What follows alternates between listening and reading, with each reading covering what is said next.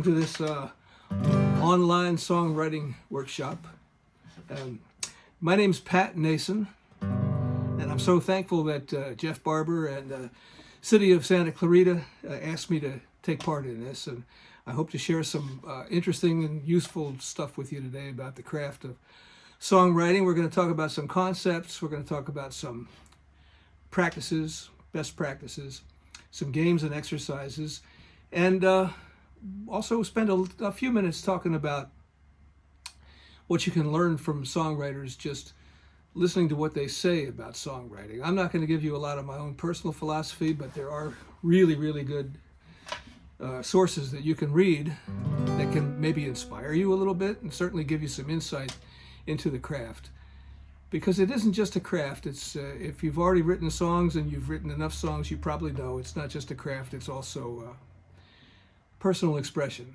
And that's something nobody can really teach you. You're going to have to find that on your own. And you're probably well on the way to finding it because you're writing songs. So there you go. So to my way of thinking, one of the first things we always ask when we're talking about, well, how do you write a song? Before you get there, you have to ask, well, why do you write a song? It's an important question.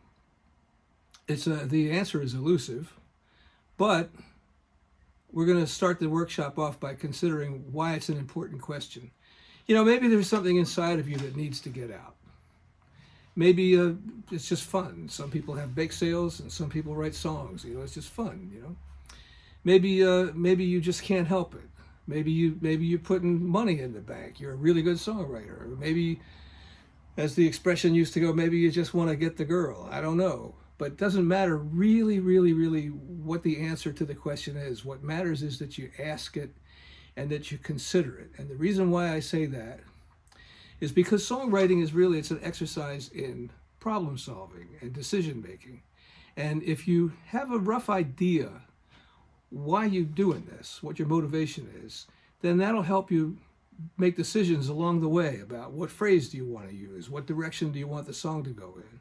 So I'm not going to spend a whole lot of time on that, just to let you know that it's important that you consider the question, whether you come up with an answer or not. So right off the bat, homework.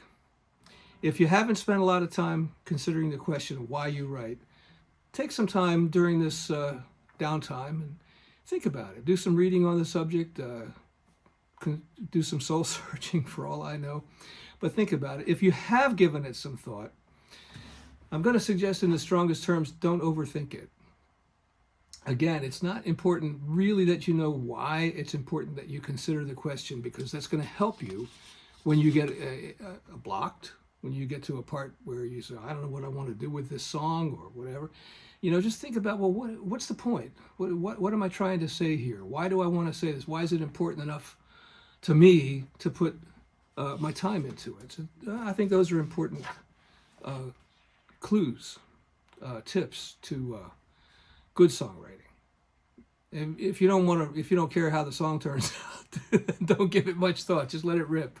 That's okay too. There's nothing wrong with letting it rip.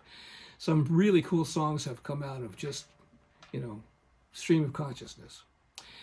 So let's get into some games, exercises. And the first thing I want to tell you about exercises and games, you should know you might get a really cool song out of a game or an exercise, or you might not. Most of the time you don't.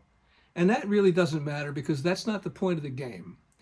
The point of the game is, for example, if you ever saw Karate Kid, you know, the wax on, wax off deal, those are games. What they do is they exercise the muscles that you're going to use when you're writing a song. We're going to consider 3 games today, different ones, that are going to help you exercise the muscles that you're going to use, the intellectual muscles, maybe even the emotional muscles that you're going to use when you practice when you sit down and start to write in earnest.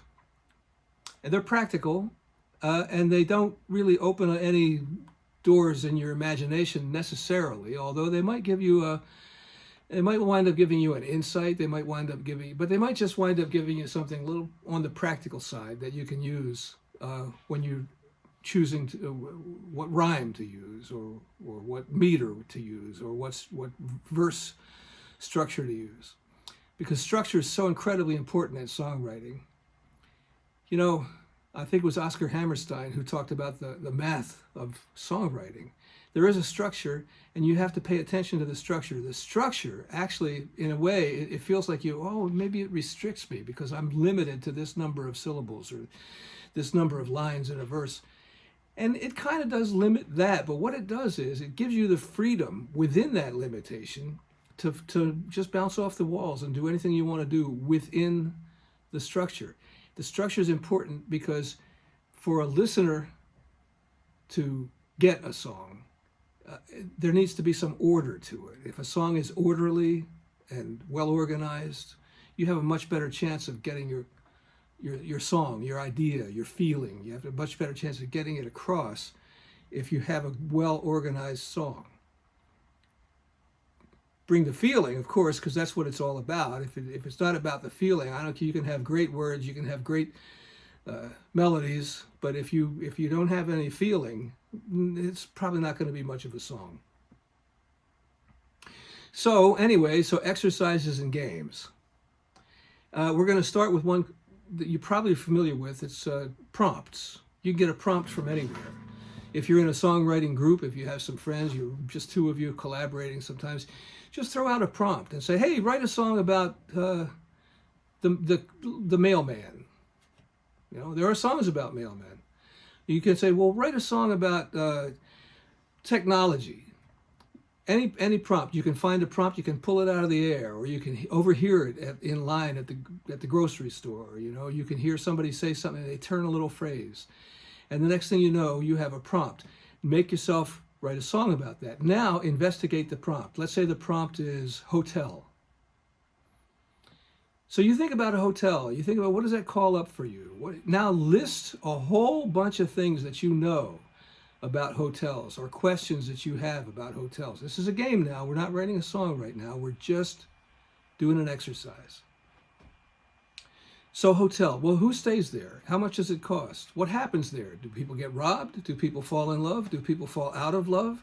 Did somebody lose your luggage? Was a bellhop rude to you or exceedingly kind? How was the food in the hotel restaurant? How was the parking? List all these questions. You don't have to spend a whole lot of time doing it. Maybe 3 minutes, 5 minutes. Just write them down. You know, keep a pad handy, right? Or if you use a screen, it's all the same to me. But write them down and list these things that you know about a hotel. If you want to start writing a song about a hotel, and did they have bed bugs? Were the flowers nice when you walked into whatever your imagination can conjure about a hotel. Now you've got all these notions. Now step back, consider them, take a look at them. See if there's a story in there. See if there's a pattern. See if you can tie some of these notions together. Oh, the flowers in the coffee shop were really beautiful, and they smelled lovely. And then somebody beautiful walked in and put the flowers to shame. I don't know. That's up to you. But you see what I'm getting at. Look at these concepts that you've collected about a hotel. Let's say the horseradish.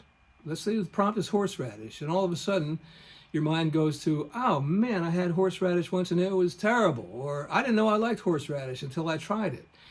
That might not give you a song about horseradish, but it might give you a song about try it, you'll like it. It might give you a song about tastes that you've never considered. You could make a whole song about, well, and then, you know what, next thing I knew, I put honey on my bacon and it was great. Now this sounds like a lot of nonsense, and it kind of is, because it's a brainstorm. There's not supposed to be any, it's almost like a David Lynch movie or a dream, you know, just look at all this stuff, then step back and then consider it. Put it in some kind of order and look for a theme and look for something that's, oh yeah, you know, that would make a really cool song. So that's, here's another way you can get a prompt. Grab a book.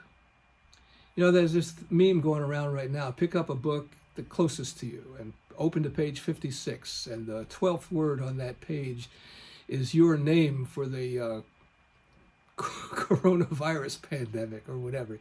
But it's a good game to use for a song prompt. So pick up a book, open it to any random page, and then pick out any random word on the page. It could be the 16th word or the 4th word, whatever. If the word is the, choose another word, because the isn't really going to prompt much of anything. But anyway, do that. Find a word. Maybe the word is hostile, or maybe the word is unbelievable. Now, let your mind go and take a look at that word and go, well, what does this bring up for me? And don't labor over it. Work fast. So you see, if you see the word unbelievable, the first thing you think of is, I don't know, some politician, or I don't know, something that your cousin did at the last birthday party that was unbelievable, right? Use these prompts. Let them lead you to something that you know about, something that you experienced, or let them lead you to something that you maybe fantasized about at some point in your life. But hold on to that thing. I'll tell you a prompt that actually just kind of, and I bet you this has happened for you. A word or a phrase just kind of floats through the air into your mind. And you go, well, where'd that come from? This phrase popped into my mind just one night when I was just going to sleep, and I wasn't quite asleep yet, and all of a sudden, the phrase, a most unusual nose. Yeah, a most unusual nose. It just kind of floated through and into my brain. And I didn't know what to do with it, but I held on to it because it kind of took up lodging in my brain. And I stayed with it. And then I thought, okay, well, a most unusual nose. What does that even bring up for me? Well, physical beauty or not. There's all kinds of songs to be written about, concepts of physical beauty and what it does to us if we don't think we're so good looking. It's a love song, really, because it's about self-image and so on. Anyway, it led to a song about somebody who was beautiful in every way except for this huge nose. Her eyes were a beautiful blue, her hair a magnificent yellow. She had more than enough of all the right stuff, but she never could find her a fellow. She had a most unfortunate nose, as big as your fist and as red as a rose. She was cute as a button from her head to her toes, if you just didn't look at her nose. So a most unfortunate nose, that's actually what the phrase was. But there you go. It can come from anywhere, literally anywhere. You could be sitting never mind that. You could be sitting at the breakfast table and the eggs are running. Grab everything and make a prompt out of it. That's an exercise. And if you come up with a really good song, good for you. And if you don't worry about it, because the more you do this exercise, the closer it brings you in touch with the tools that you use. And the better you get at handling the tools, the more progress you'll make as a songwriter. So, and I can't emphasize this enough, do it quickly. It's an exercise. You're not sitting down to write the greatest song anybody ever made. It's an exercise. Work those muscles. Now, the next game or exercise that I like is, I call it Tell Me a Story. Something we used to do with the kids when they were small. I'd have the kids give me a person and a place and a thing. And then Daddy make up a story for me. So they would say, let's say the person was Mom. And the place was the butcher shop. And the thing was chicken. So you start with that, and you make up a story around those things. And again, doesn't have to be the greatest story anybody ever wrote. It's just an exercise to start to use your capacity to take elements and blend them together into a story. So maybe Mom went to the butcher shop to buy a chicken, but they didn't have any chickens, or they had them, but they couldn't give them to her right now. They had to deliver them later. So now the butcher comes by later in the evening and delivers the chicken. Make up this story as much, make it as elaborate as you like. Just fill it with elements, Oh, the butcher's car broke down. Because all of these things are going to lead you in the direction, not necessarily of a song, but in the direction of handling transitions, making changes, keeping it fresh, all those things. So again, write down your notions, right? Make sure that you don't take a whole lot of time doing it. Let it rip, and do that exercise. Same thing with the prompts. Do it 2 or 3 times in an afternoon with a different prompt.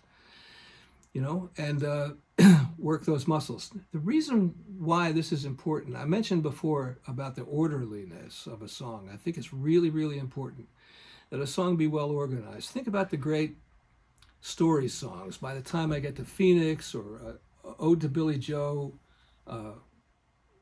Sam Stone, Hotel California. I know there's a backlash. A lot of people go, Hotel California is bad. I don't care about that. It's a story. It's well organized. It's well told. And the reason why that matters is because not just the structure. Jimmy Webb writes about this in a book he wrote back in the 90s called Tunesmith.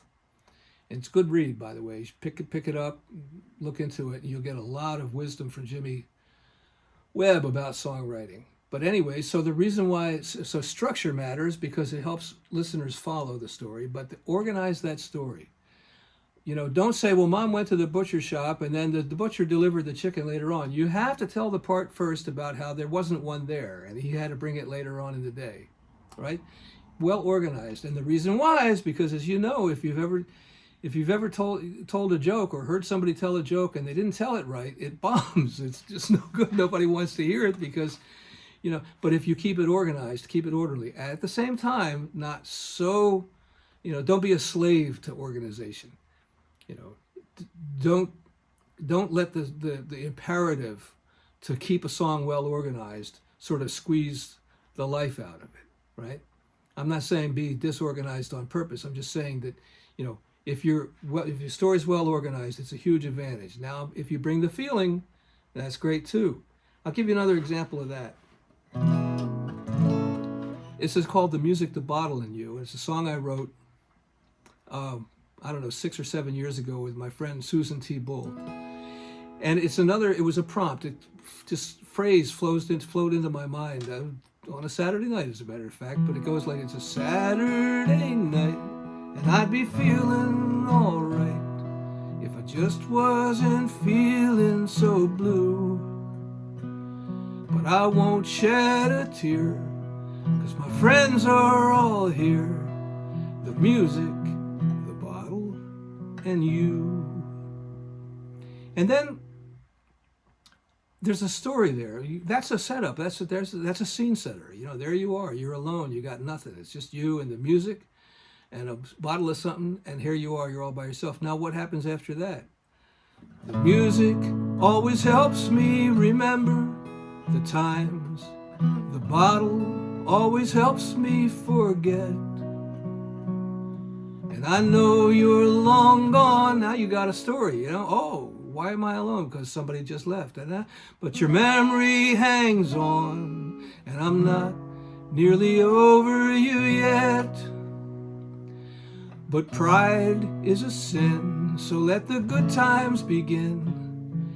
Let's drink to the love we once knew, and let's have a toast to the ones I love most.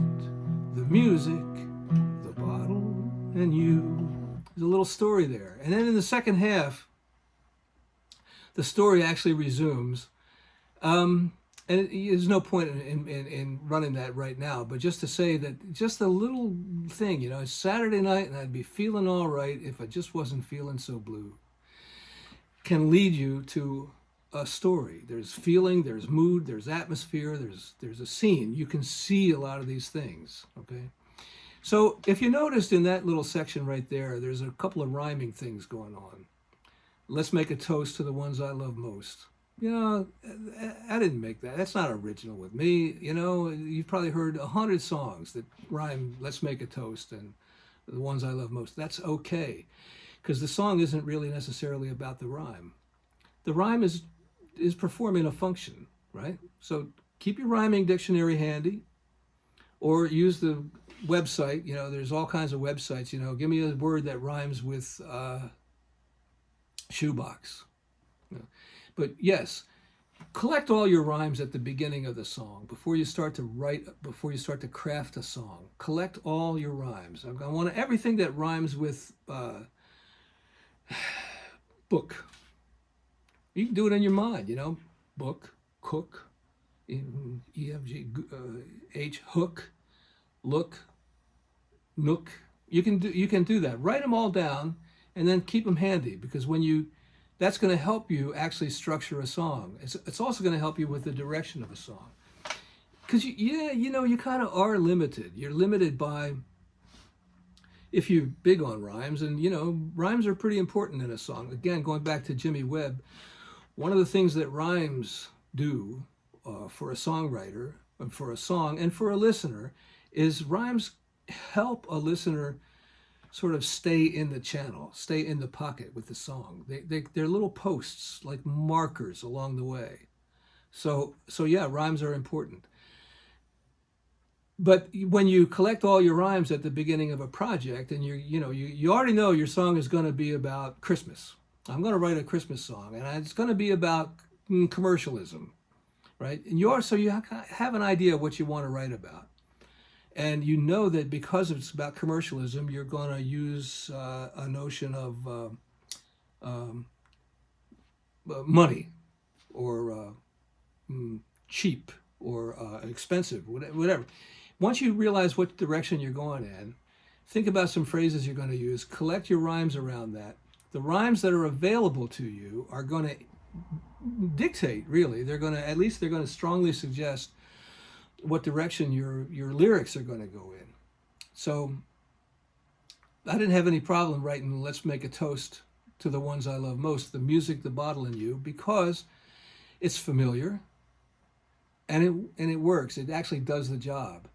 One of the pitfalls I think that I have run into, and I think a lot of other songwriters will tell you this too, is you don't want to spend a lot of time thinking, well, this has to be the best song I ever wrote, if not the best song anybody ever wrote. You can't do that. You can't top yourself every single time. And if you put pressure on yourself to top yourself, you're probably going to fail 9 times out of 10, maybe 19 times out of 20, more than that, I don't know.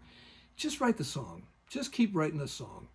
And in the end, if you write 5 songs or 20 songs or 100 songs, you're going to have a collection of songs, and some of them are going to be pretty good.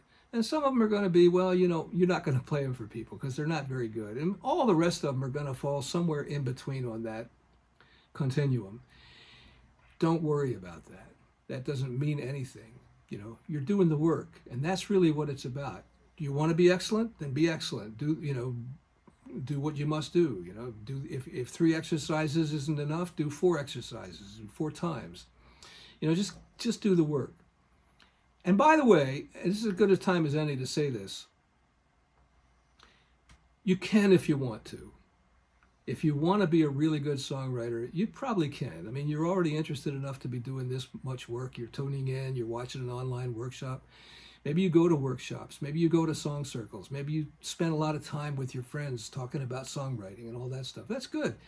But you don't have to if you don't want to. There's not written in the law somewhere that, if you're going to write a song, boy, you better write a really good one. It just doesn't matter. It's up to you. That's your call. That's your choice. But if you're going to do it, it's probably a good idea to take it seriously enough to do the work and do the best song you can do. And if you've written songs and you've played them for your friends, then you already know it's a really nice feeling. It's feeling, I hit the mark. I scored. I got a good song, and people laughed at the funny parts, or they cried at the sad parts. So the last game I'm going to mention, and this is going to involve material. I'm going to show you this. I don't know if you can read that, but it's If by Rudyard Kipling. If you can keep your head when all about you are losing theirs and blaming it on you. Okay, if you know the poem, you know that it's a decent poem. Never mind trying to write If by Rudyard Kipling. That's not why this is printed out this way. The reason why this is printed out this way is because this exercise is kind of like creating a collage. I'm going to show you what you do with this. Let's say you, on the fourth line, or the third word is allowance. So you're going to take your scissors and you're going to cut out the word allowance. Yeah, just like that. It's usually a good idea to do this at a table. So there you go. You've cut out the word allowance.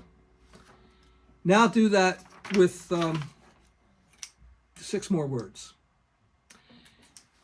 Now take another poem. I don't have another one printed out right now, but I can show you this. I'll do it with this. This is my outline for the workshop. Let's do that again with another word. Here's on the 5th line, 7th word. Let's go 1, 2, 3, 4, 5, 7th. 1, 2, 3, 4, 5, 6, 7. Typically. The word is typically.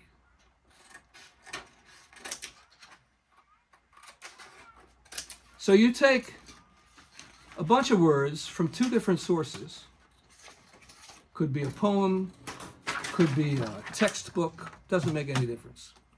And now you take these and you organize them. You just lay them out first, right? Just lay them on the table, and then start to shift them around and see if you can put them in some kind of order. And then you wind up with something like this.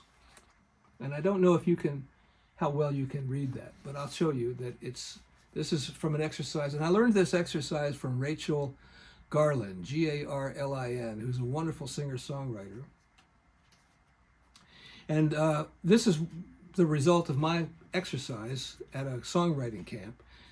All those ships were ill. The whole place was rocking. Content be bored. This doesn't make any sense when you read it. Strange, nothing, suffice. Compasses of those poor fellows. We're ill. The needles and some tobacco, not to know the same scrap of garden fallen down and broke. It's gibberish. But you know what? The process of cutting the words up and putting them into some kind of order, again, it's just an exercise, and it gives your mind an opportunity to practice putting things into some kind of order. By the way, all of this stuff that we're talking about here, it might not work for you. It doesn't have to work for you. It doesn't have to work for everybody. You might maybe you're really good at just sitting down and making up a song. And by this time, pretty much a lot of the things that I've said to you in this workshop are, you're not very useful. You're like, well, I don't know. I already know how to do this. It's just easy. Well, good for you. But if you get stuck, these exercises are pretty good. I just have a minute left or two, so I'm just going to wrap up with just considering the question of why write a song again. There's a fellow named Paul Zollo here in Los Angeles who's got a couple of volumes of a book called Songwriters on Songwriting. It's a really, really excellent read. And he's interviewed Tom Petty and Bob Dylan and Paul Simon and James Taylor, all kinds of songwriters, to talk to them about the craft and how do you do it? What occurs to, what's going through your mind and all those things. And Dylan told him, the world doesn't need any more songs. And he said, they've got way too many. And if you're writing songs, sometimes you get that feeling. Sometimes I get the feeling, why am I even doing this? If I could stop right now and the world isn't going to be better off or worse off than it is right now with my new songs or without them or whatever. Who cares? Who really cares besides, friends and family who are generous enough to sit and listen and all the rest of that self-doubt stuff that goes through your mind while you're writing. But anyway, he says, as a matter of fact, if nobody wrote any songs from this day on, the world ain't gonna suffer for it. Unless someone's gonna come along with a pure heart and has something to say. That's a different story. So that's what Dylan says. Does it mean if you don't have a pure heart and you don't have anything to say that you shouldn't write songs? Well, no, of course not. Don't be silly. If you feel like writing a song, write a song. If it's any good, people are going to want to hear it. And if it's not, well, there's only one way to get any better at it, and that is to keep writing. Stay with it. And ask any songwriter, and they'll tell you, most people will tell you, that from the very beginning, they've got some songs that they wrote when they were young that nobody ever gets to hear because the songs don't work. But you keep at it, you stay with it, and pretty soon the songs work, and then you got something. Anyway, thanks for your patience and your kind attention, and thanks again to Jeff Barber and the City of Santa Clarita for inviting me to take part in this. And I hope this has been useful to you, and I hope you do some good work. That's the main thing. Enjoy your time writing songs, and this is as good a time as any during this shutdown. Make your time count. So thanks again, and see you on the other side.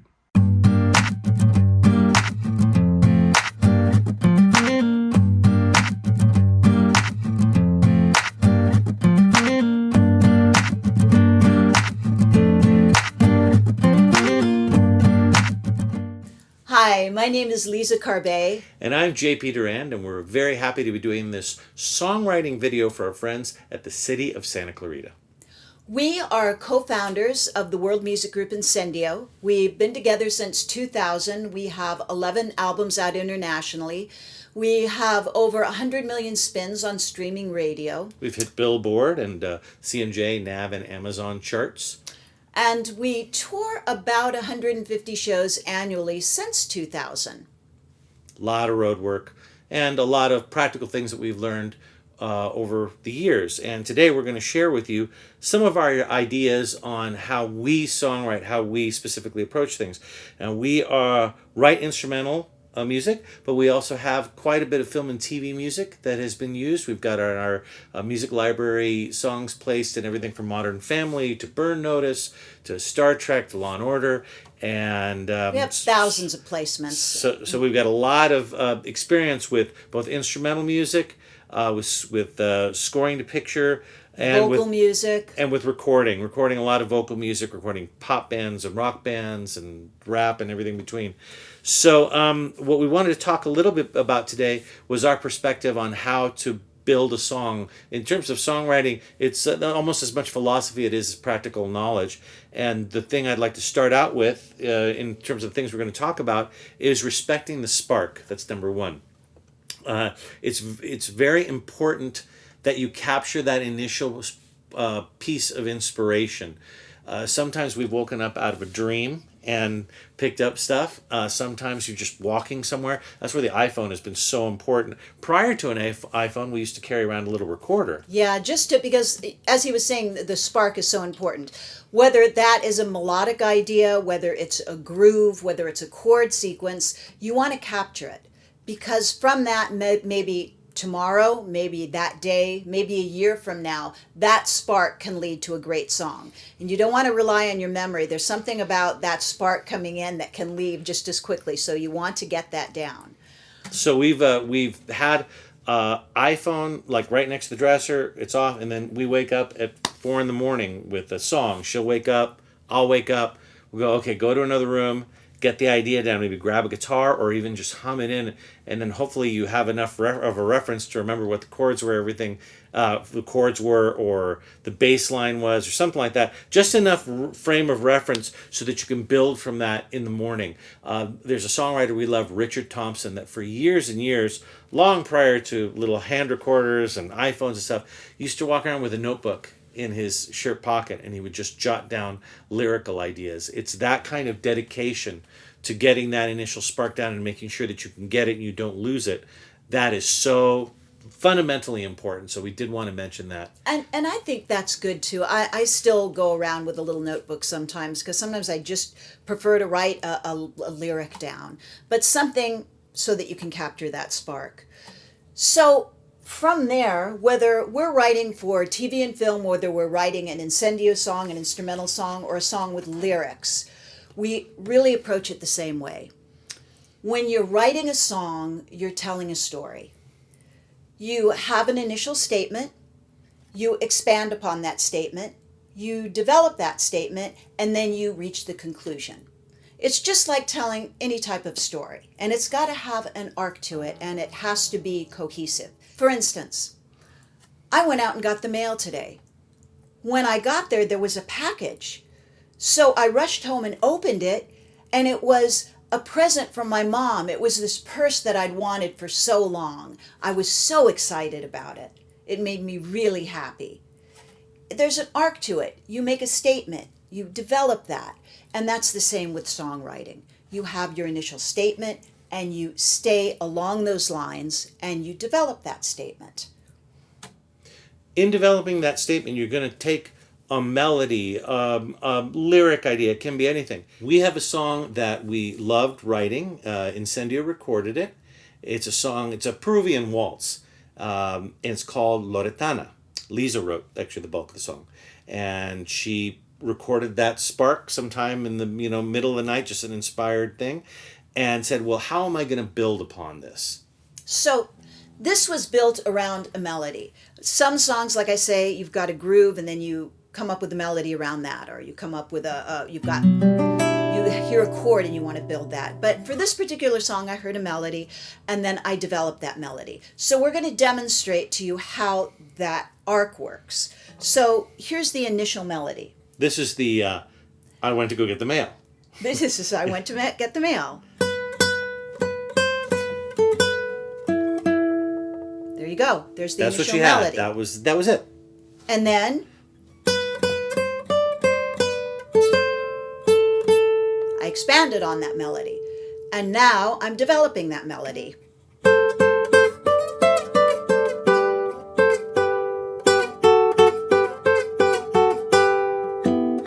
That was the cadence. So you have 4 basic statements. And now we're going to play that with the chords so you can hear how that works. So 1, 2, 3, 2, 2.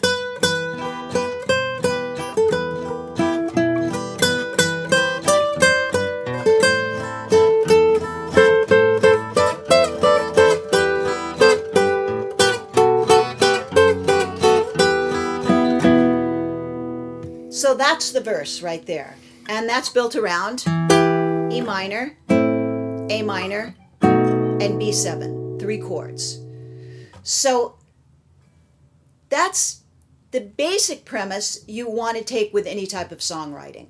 You want to pull the listener in. You want them to be able to relate to something. So you want the melody to have a nice arc, something that makes sense with what chords you're playing.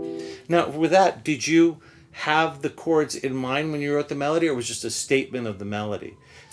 I just had a statement of the melody. And what I did, then I brought that melody to the guitar, and I went, okay, so what does that work with? And then, I had a basic idea because I understood the harmony of the melody that I was writing. So I had a pretty good idea of what the chords were going to be, but I did bring it to the guitar and then figured out the chords. And the melody probably changed along the way too. Maybe I changed a note here or there, but that's basically where it came to after working with it. And that completed the story, that first part, right? It's a statement and a story. Now, I was going to say, I wanted to elaborate on that a little bit. There's a story I wanted to tell you with one of my teachers in college. He was one of my symphonic teachers, and we were studying Beethoven at the time. And you've probably heard that saying, keep it simple, stupid. Well, that's kind of almost the same thing you want to do with a melody. You want to keep it simple, something somebody can hold on to. And of course, not everybody does that. But one of the most famous, of course, is Beethoven's Fifth. And with that simple statement, Beethoven developed that statement, elaborated on it, and it's become one of the most famous pieces in history.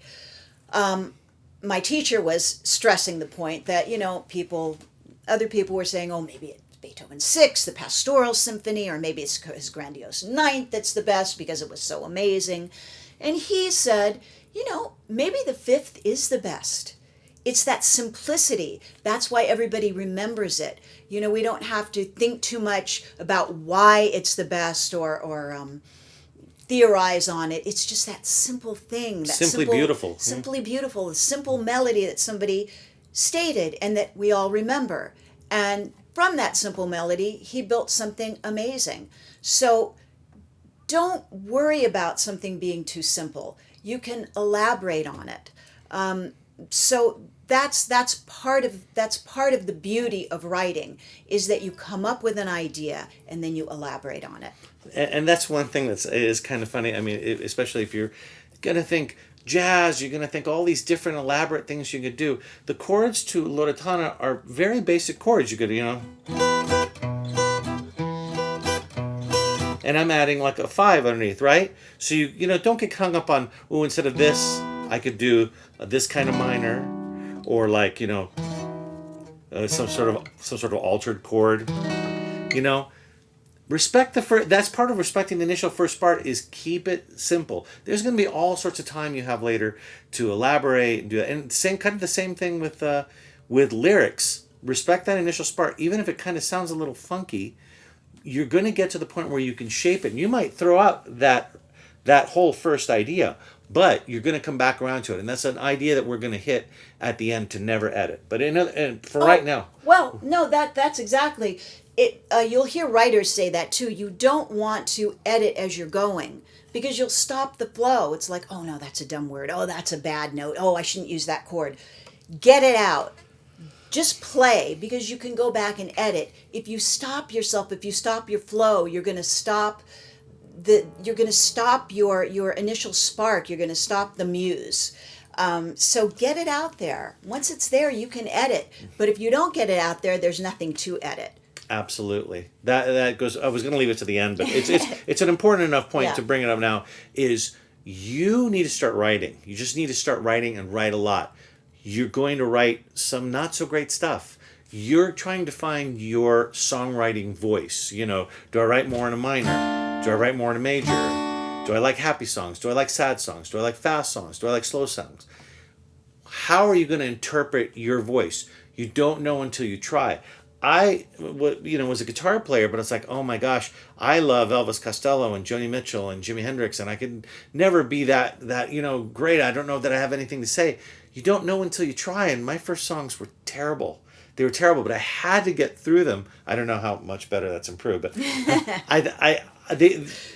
you have to go through all that stuff to get to the point. I wish somebody had said to me, well, you don't become great instantly.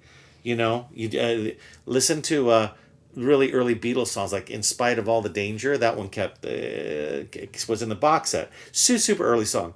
Not a great song, an okay song. But everybody starts somewhere, and don't let the fear stop you from generating that spark and making some stuff. Maybe shoot it to a friend that has a sense of what a good song is, or melodies, or any of those kind of things, and bounce ideas off of people. Bounce ideas off us. Bounce ideas off someone you know. And that can be so helpful, because somebody, especially who really knows and understands music, goes, well, you did this, but you really could do that.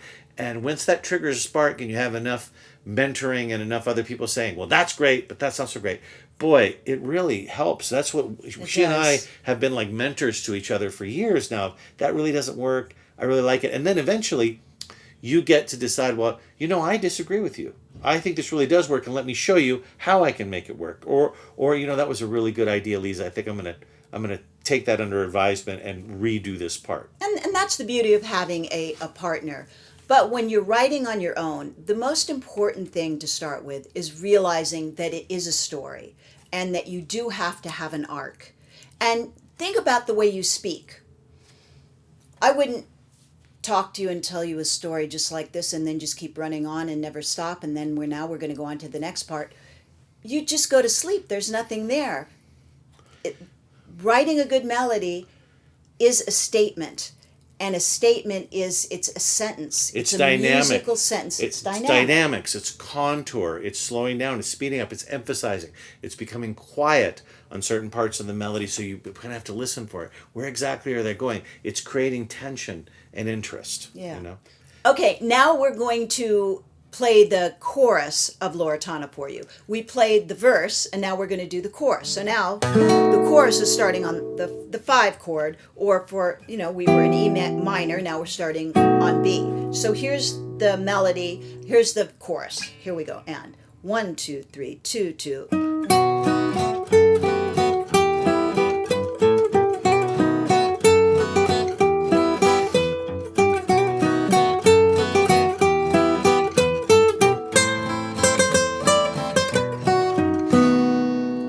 That's a natural end.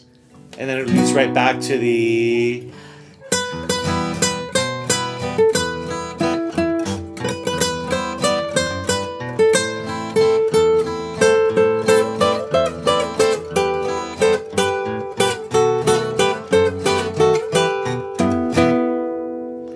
A natural cadence. So there you've got a very simple song, the building of the song going into the chorus, a simple statement, and a cadence.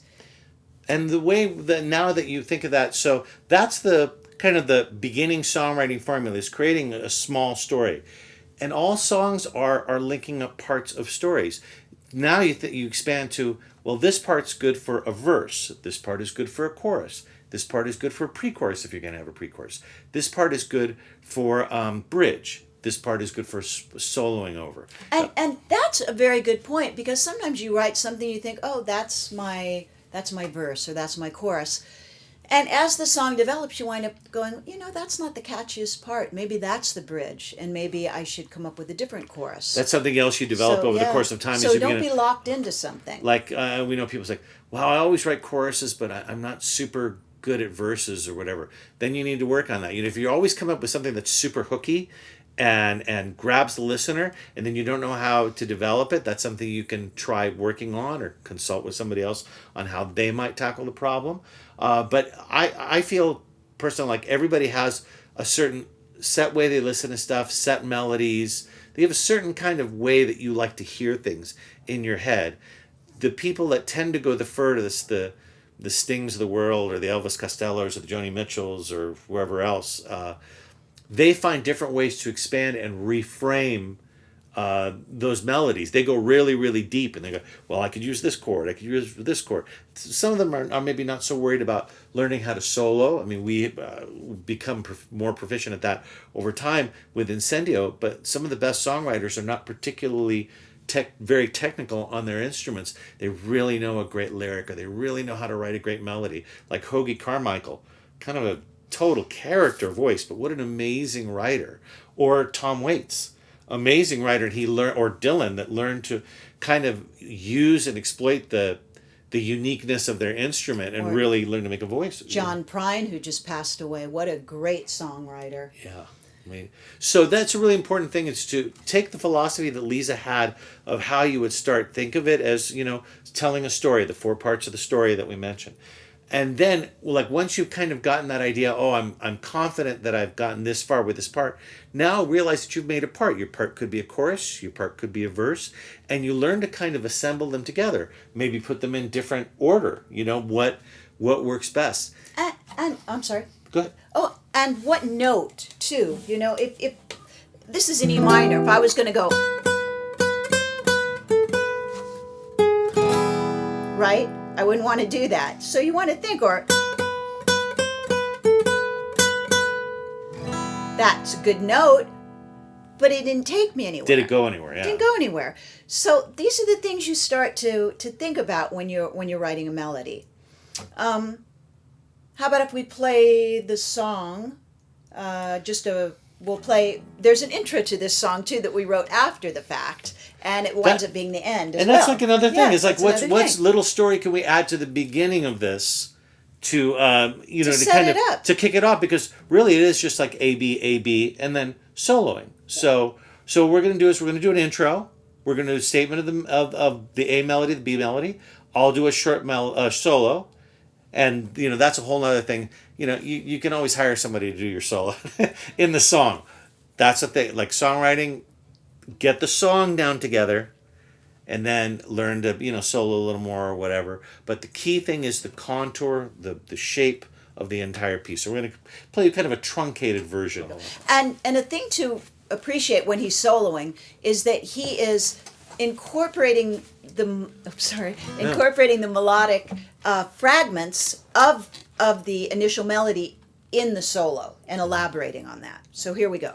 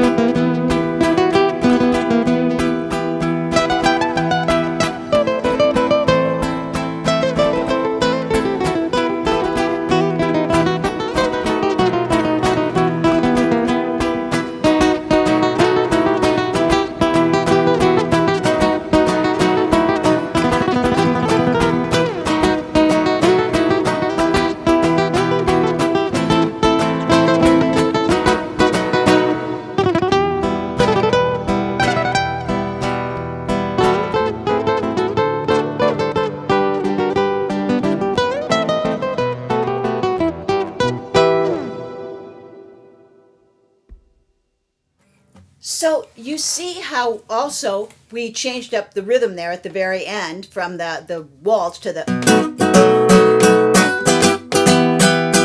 which is still technically a waltz, but we changed up the rhythm to develop that, and then we put a little interlude of just staying on the one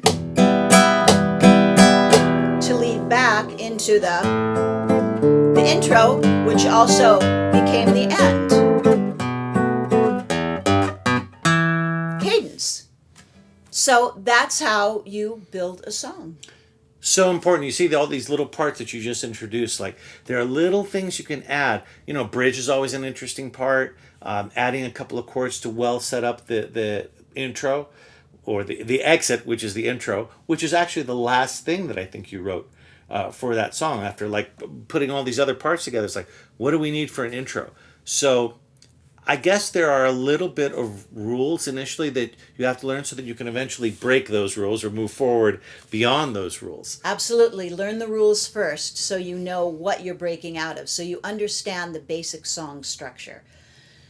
And I think that's what most people struggle with that are initially starting, is understanding that arc, understanding getting that statement that's interesting. And then, of course, a lot of people just feel like it's too simple and they want to elaborate more than they need or make it more complicated. Remember, keep it simple. All right, so we went through Loretana, which is in a minor key. We're going to break down another song that I wrote called Morning in Maui. It's in a major key. It's a little bit more elaborate as far as harmonic structure and little bit, well, it's just different. So we'll break that down for you and show you how that melody works. This is one I wrote in Maui, and I woke up early and I just heard a melody and I sat down with the guitar and started playing that and playing the melody, figuring out, how that melody worked, finding the chords for that melody. And then, of course, when I woke JP up early in the morning and said, "Great. Not good. Not you're, good. You're awake. Take this guitar. I'm awake now." And let's work on this song."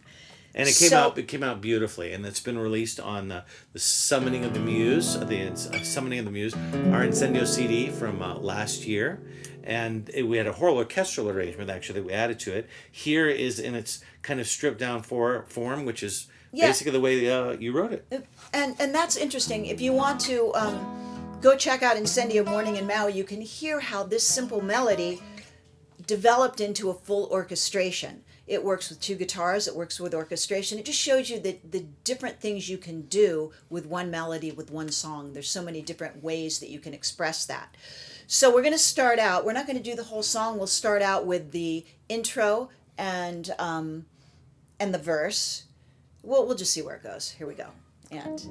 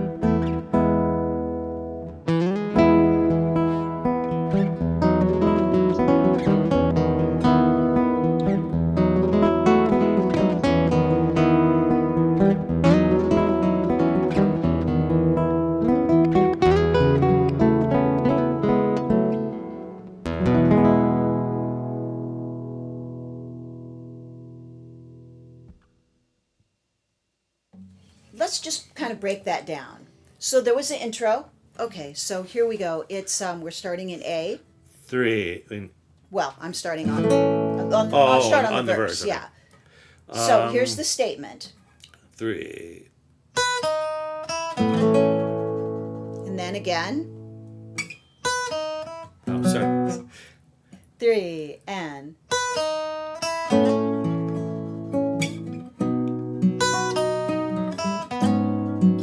He's developing that statement. That statement again. Develops that statement and cadence. He says it again.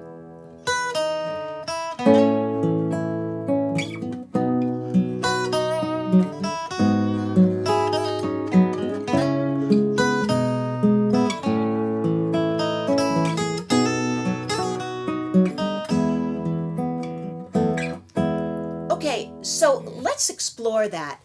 He's basically doing the same statement. I'm reharmonizing him. So that statement is very similar, but by reharmonizing it, you make that statement sound completely different. Listen again. Do it again. 3.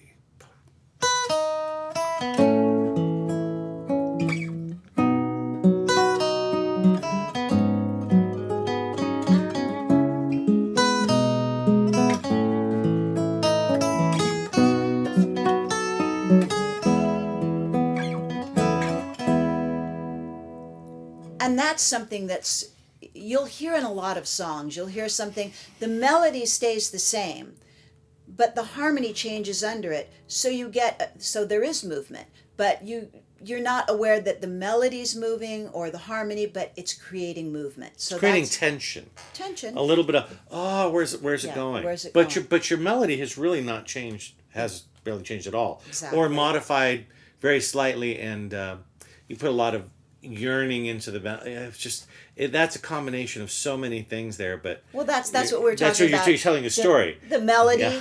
expanding upon it, developing it, and that's what we're doing there. Again, a very simple melody, but this is more in a major key. And then we move on again to now this is the B part, or the chorus, if you want to call it that. So now we were in, so A, B, and we're doing G sharp. Now we're going to the next part. I'm going to F sharp minor 7. So up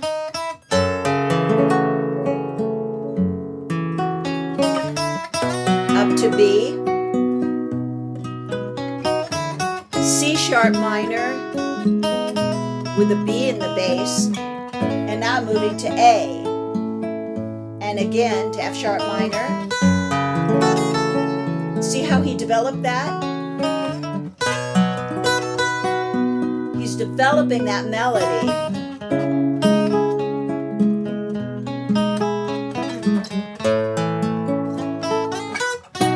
Cadence, and then that leads us back to A.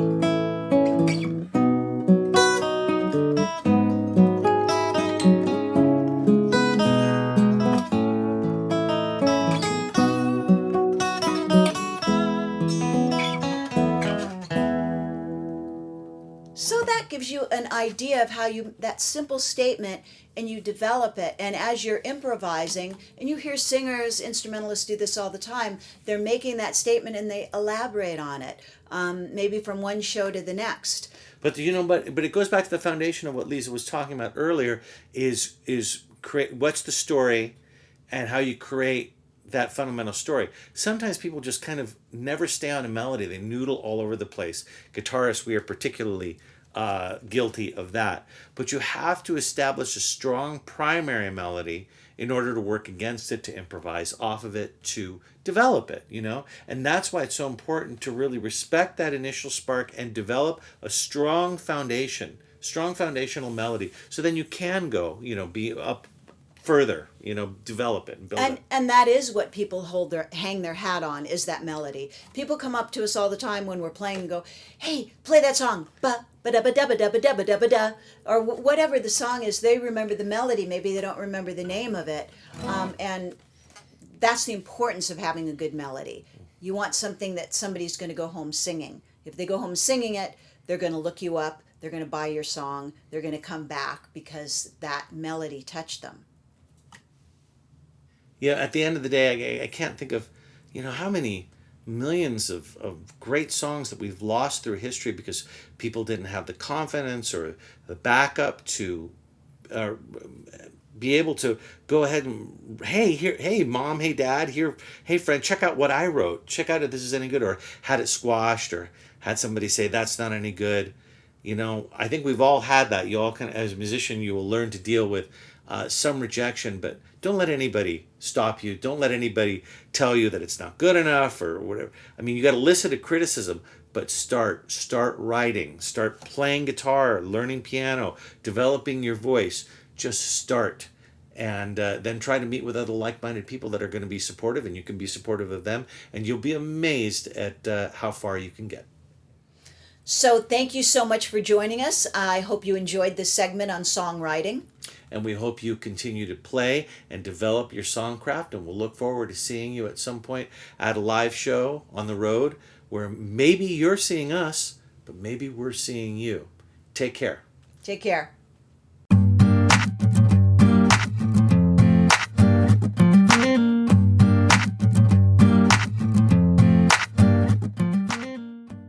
Hi, my name is Emily Zuzik. I am a local Los Angeles-based singer-songwriter and performing artist. And today you've tuned into a class I'm leading which I'm loosely calling How to Tackle the Blank Page, Breaking Songwriter's Block. The blank page can be very intimidating, and as I've learned both in my songwriting career and before that my journalist career, it's one that often holds us up from many creative practices that, whether or not they lead to the next song classic or not, they stop us. And when you're stopped in one way, you're stopped in other ways as well. I hope you will enjoy this. I hope you will get something from it. I am bringing my experience and the experience of other songwriters I've worked with who I had a chance to talk to as well to this moderated class. And stay tuned. Are you new to songwriting and want to find new tricks to get started? Maybe you're an experienced professional songwriter and you're just hitting a wall. It happens to everyone. Maybe you're part of a team and you're looking for new ways to keep ideas flowing because there's always deadlines. These are all different ways we're going to tackle this situation and talk about songwriting and breaking writer's block.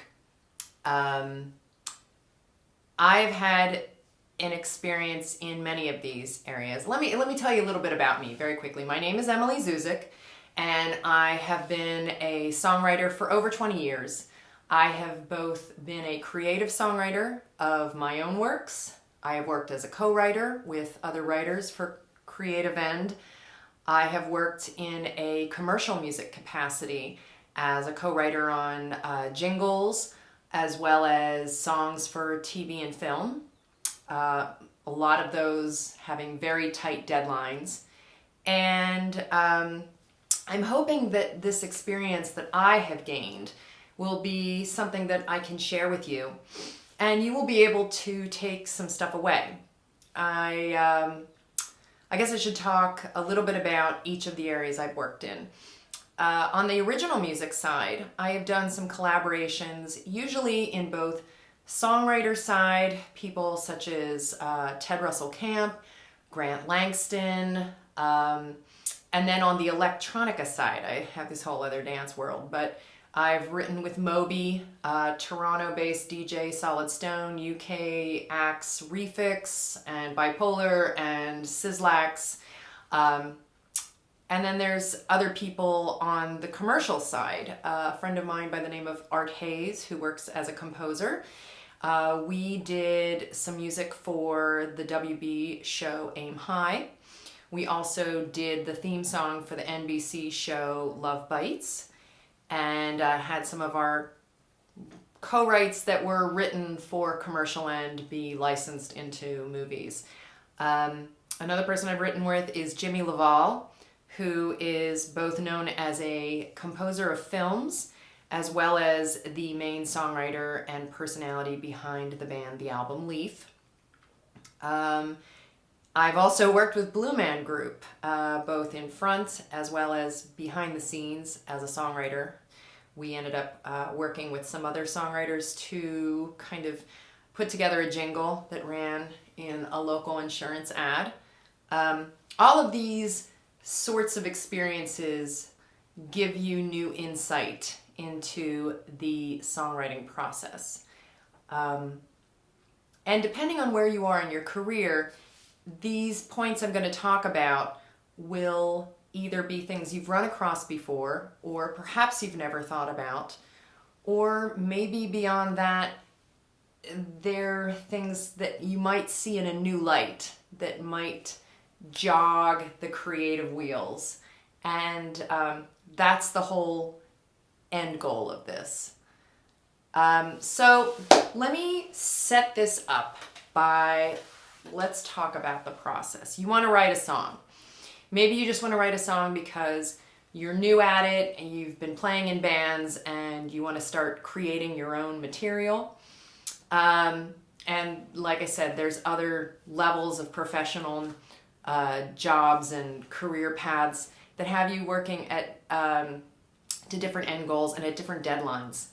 The process is really just, we need to find music, we need to find lyrics, we need to put them together, they need to make sense. Seems easy enough, right? Well, there's always that moment, it happens to everyone, where you get the notebook open and then you're like, oh, I've got nothing. Or you write down a bunch of things, you're like, oh, it's not coming together. And these are frustrations. They can stop you, they can be stumbling blocks, and we've all been there, and we're trying to get through it. So let's talk about some ways to tackle the blank page. So the first step is we're going to talk about that's something a lot of us are uncomfortable with: a schedule. I have this fault for a very long time. I like to be free. I'm an artist. I like to feel my way through it. It's one of those things that I shouldn't have to lay out my day bit by bit. But guess what? One of the things I've learned across the years, both working outside of an artistic field and especially when working with creatives, is that if you schedule it, it will be on your calendar and you have to show up. So that's not to say that if you say you're going to get up every morning and write for an hour, that anything good is going to come of it. But I'll tell you one thing that will happen. You will start to change. You will start to get up and go through the motions. It's like a practice, almost like a meditation. You'll start doing it, and as you do it each day, it will become easier. There will be less hesitation about, oh, it's not good enough. You'll just get it down on the page.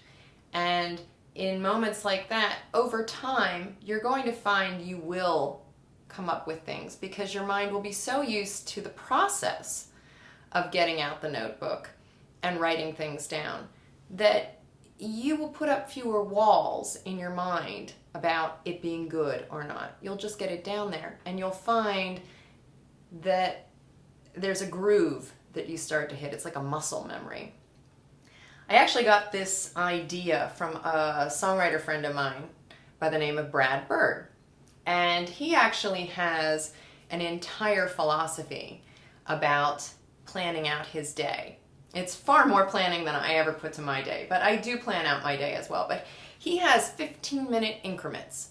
It's a mix of emails, and then 15 minutes maybe yoga, and then 15 minutes phone calls, 15 minutes get up outside, walk the dog. I don't know if it's strict 15 minutes every day, but it is a way that he has found organizes his life and sets aside a bulk amount of time that's prioritized for writing. This is another thing I ran into when I was working as a journalist years ago, and I met some people who wrote fiction. I dabbled in it a little bit myself. It never went anywhere.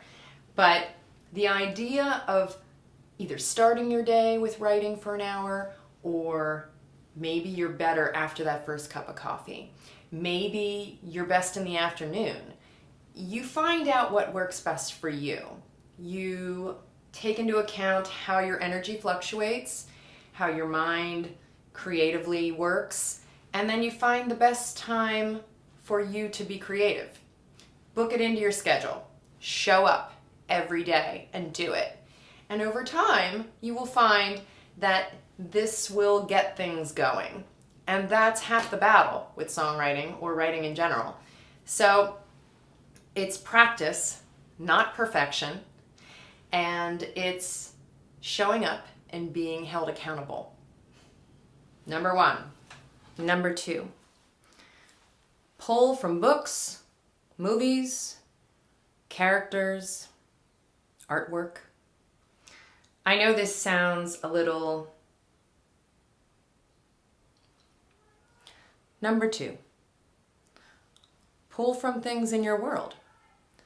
Now, in this situation, I'm going to talk about an experience I had where I was asked to write a creative song with the theme of visual arts. I had nothing more to go on.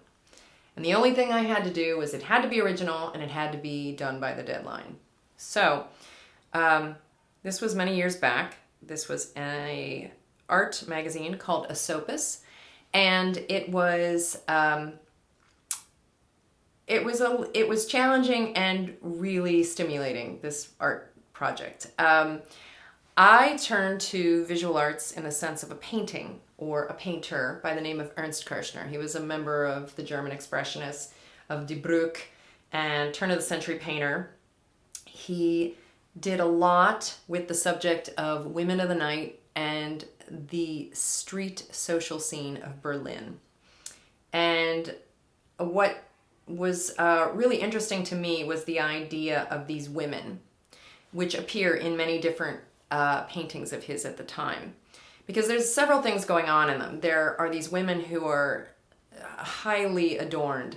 They are both known to be prostitutes, so there's elements of scorn probably towards them, as well as sexual intrigue. And there's also this element that they are running the show, that the streets, as much as they are a point of connection with a potential client, or just socially with friends or other people they know who walk along the streets, there is this idea that it's almost like a stage, and they are prancing with their fabulous hats and their outfits across it, and there's a power in that. So what I thought would be interesting is, let's take those women from several different paintings at this era, and let's create a character based on them.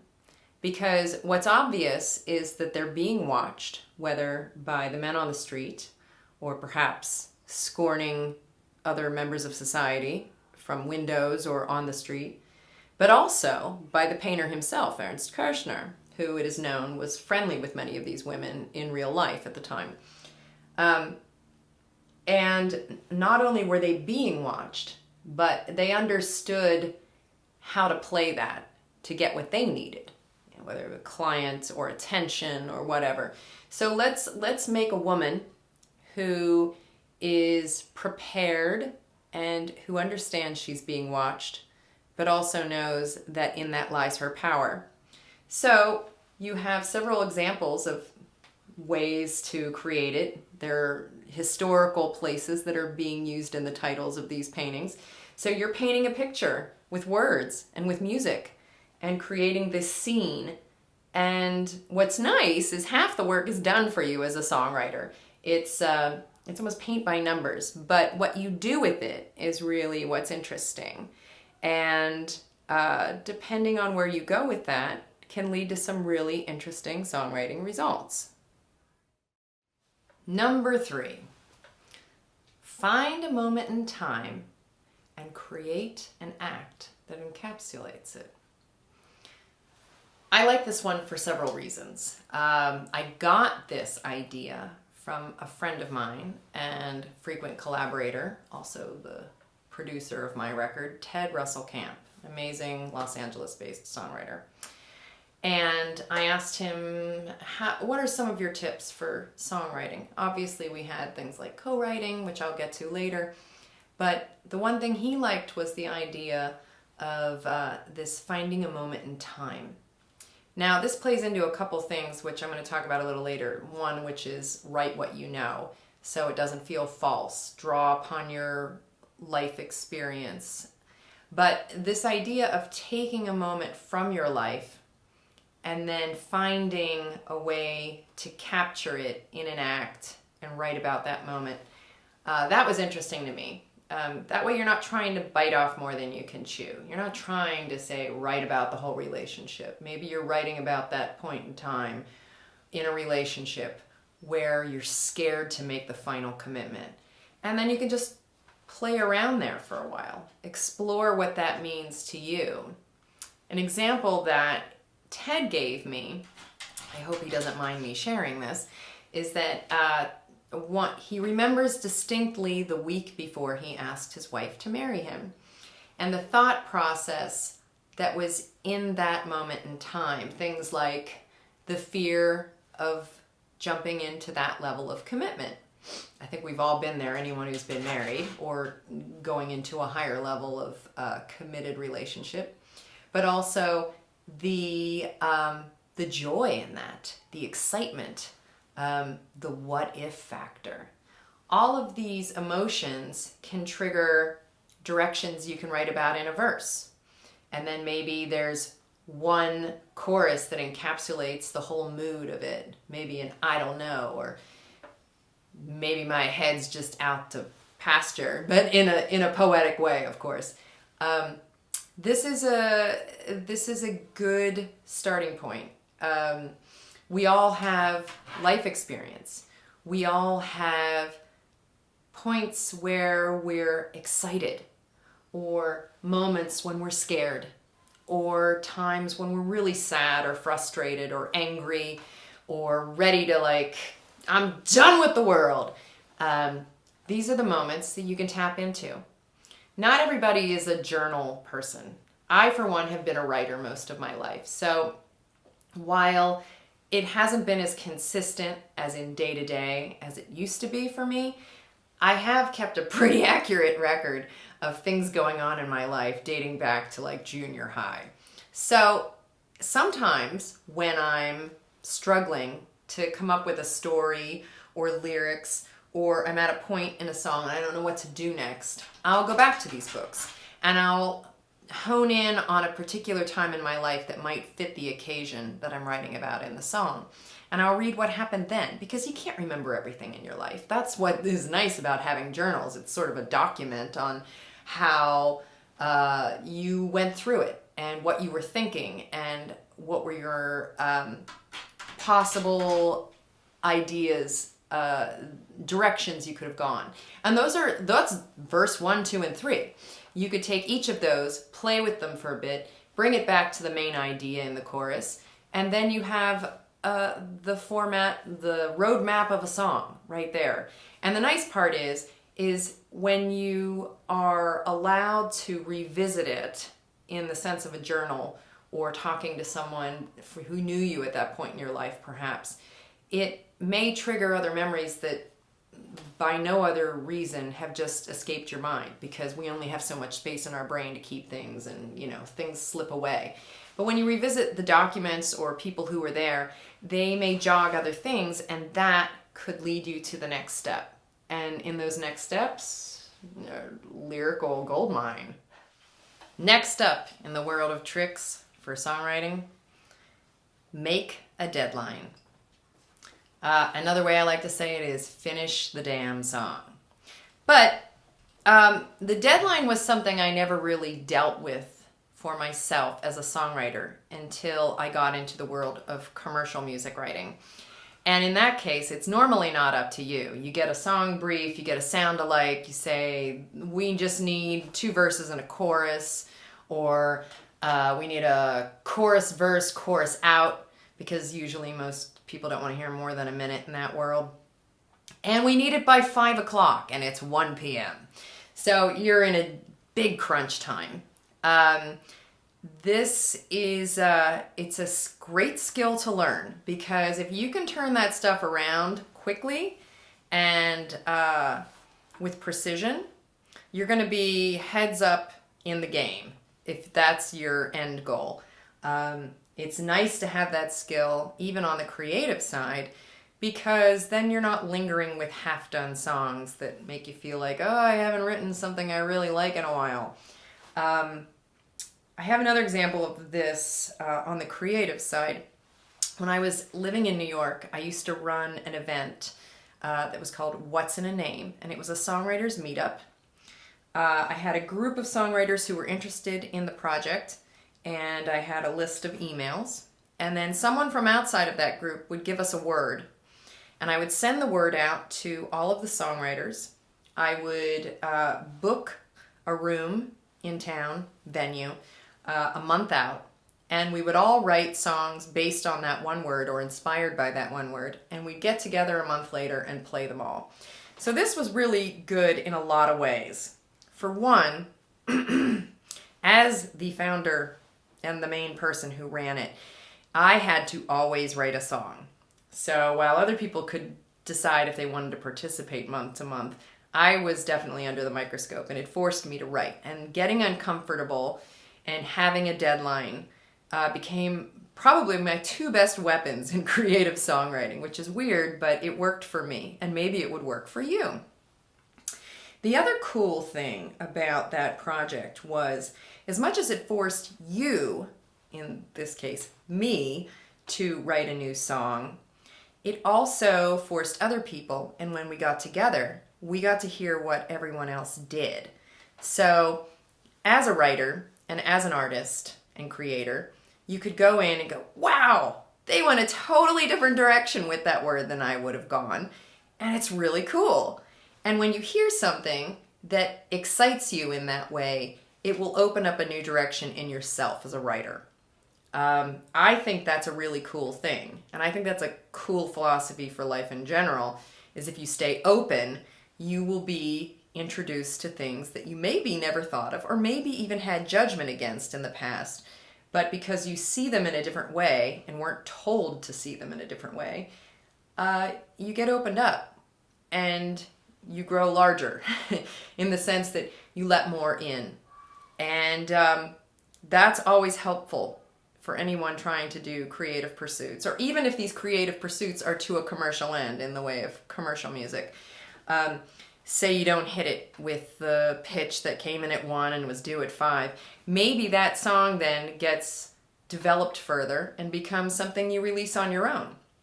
Maybe it's something you put to the side and you revisit the next time you either have a brief or you're writing and you're like, wow, I really like that chord progression we wrote for that jingle.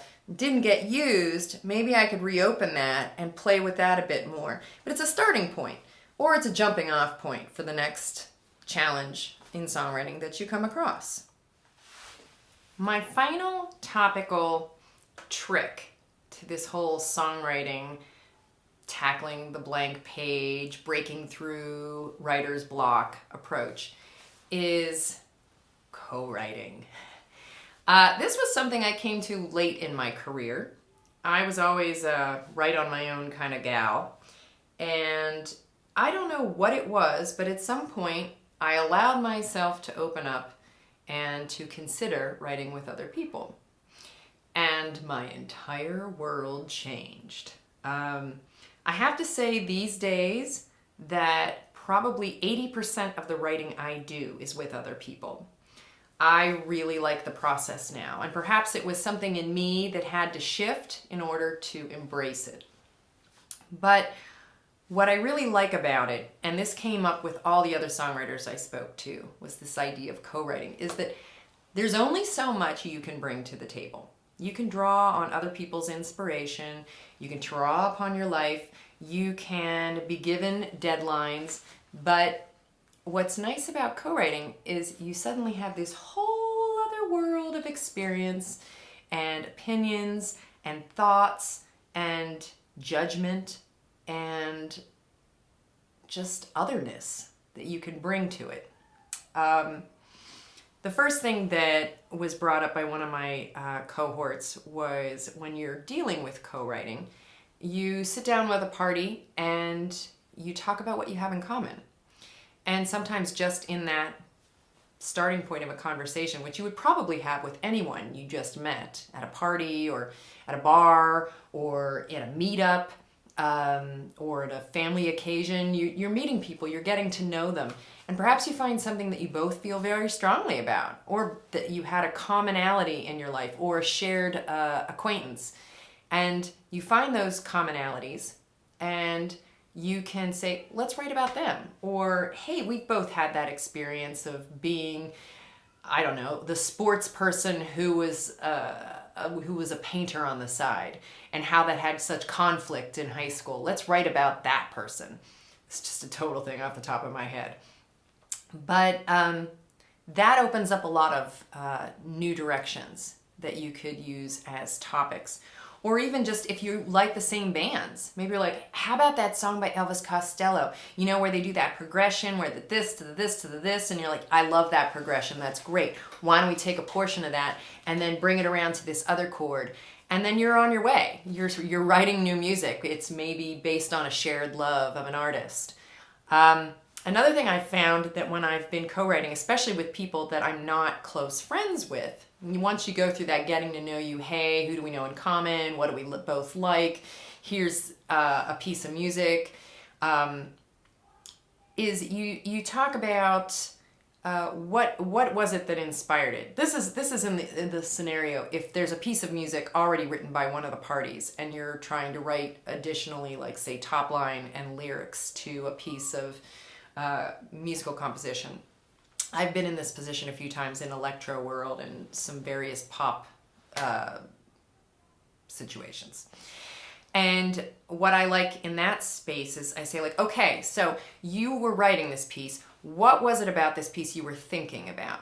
Did the title you give it have any significance? Can I play off that? Why did you want to write it, say, in B flat minor? What were you thinking about? Can I play with that?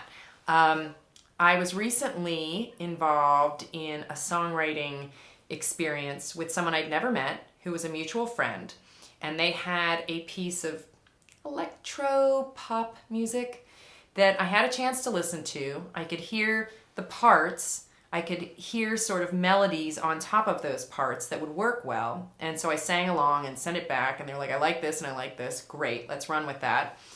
But for the words, sometimes that's the hardest part, especially when if there's a bit of music already in place.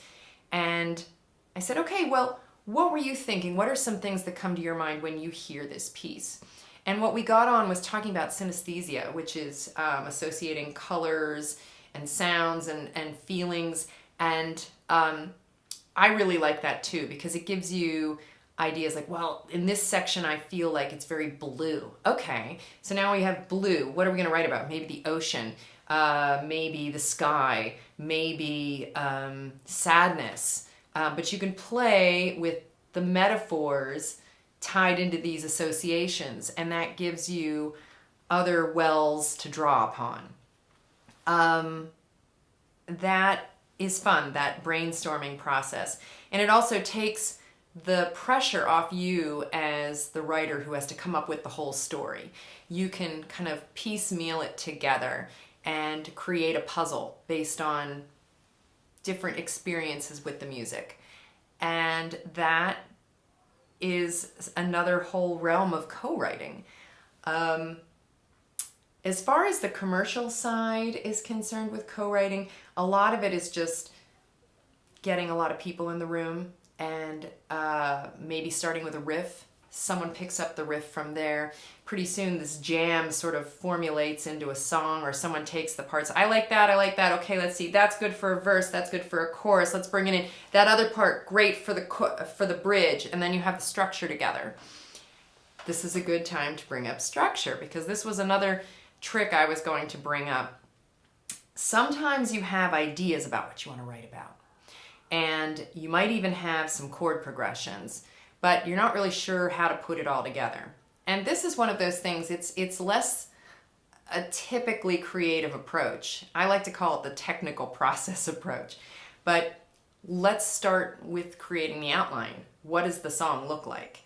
And so I did a little bit of digging around. I found a master class online that Carlos Santana did, and he talked about song structure. And I'd read about this in different songwriting classes in the past, but I don't have the books on hand to, bring up titles and authors. But they are out there if you want to dig deeper. But there's 3 that I came up with that I thought would be interesting to mention. The first is one that was used a lot in the Tin Pan Alley writers, and it's AABA. In this case, A is a section of the song. Sometimes it's called the verse, sometimes it's called the chorus. It isn't a specific thing, but it's the form that then in AABA goes that form, and then that form repeats again. The B is a different form, and then the A is returned to the original form. So that's a possibility. You're like, okay, so then I have 3 verses and a chorus, or 3 verses that kind of have a chorus tag and a bridge breakaway. And that gives you a way to put together your song. Another structure that comes up a lot in pop music is the AB, AB, C, AB, or AB, AB, C, B. In that case, you're talking verse, chorus, bridge, verse chorus, or bridge chorus. I'm sorry, verse chorus, bridge, final chorus. That helps too. You have a chorus, write a couple verses, throw in a bridge, and then you're like, let's put it all together.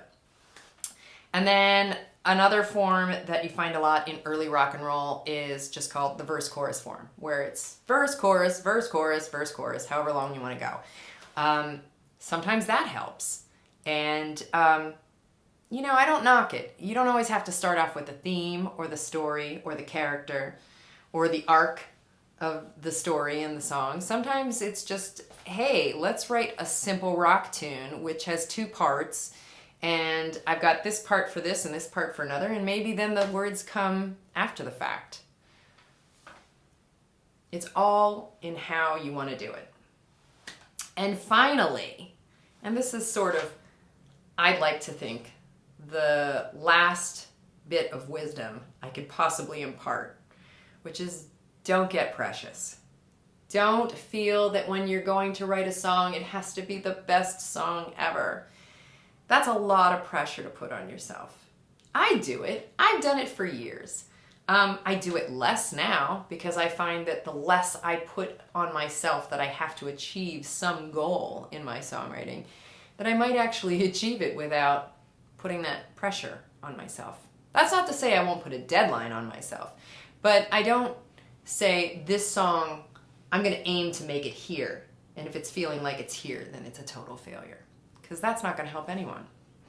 And within the don't get too precious sentiment is the idea of practice and grace and even failure, but not letting it stop you. Because everyone's going to try. They're going to write something that's amazing at some point. And they're going to write something that's at some point. And they're going to write a lot of false starts and go like, ugh, yuck. But maybe one of those yucks in 5 years will be something that's or maybe it's the last element of a bridge that becomes amazing.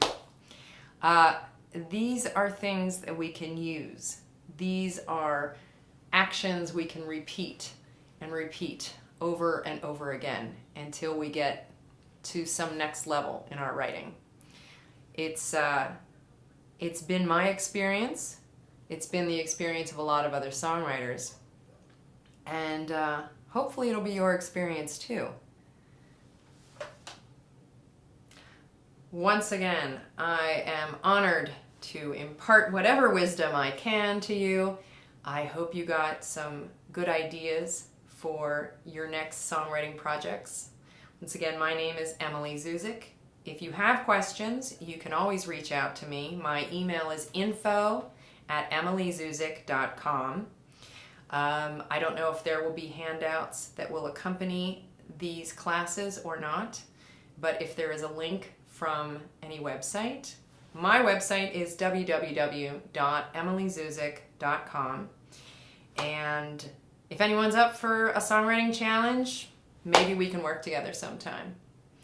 I wish you all the best of luck and have fun writing.